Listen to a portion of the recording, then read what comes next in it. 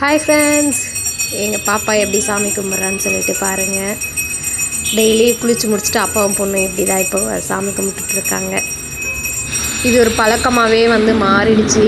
ஏன்னா இந்த 48 நாள் பூஜை பண்ணதில் வீட்டில் எல்லாருமே கொஞ்சம் மாறிட்டாங்க. அதனால் டெய்லி இவங்க காலையில் குளித்து முடிச்சுட்டு 2 பேருமே பூஜை பண்ண ஆரம்பிச்சிட்டாங்க.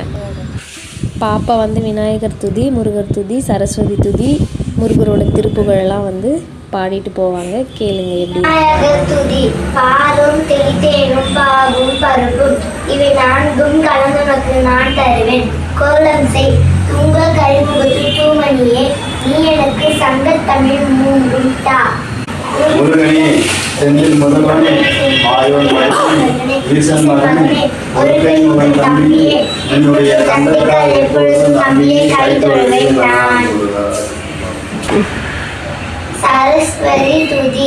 சரஸ்வதி நமஸ்துப்யம் வரதே காமரூபிணி வித்யாரம்பம் கரிஷ்யாமி சித்தி பவதி மே சதா. திருப்புகழ்.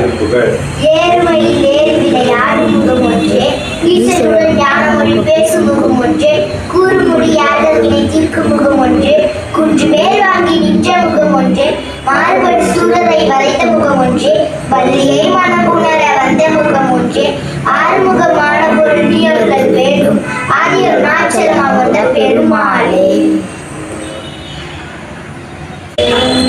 துணை சேரும் மயிலும்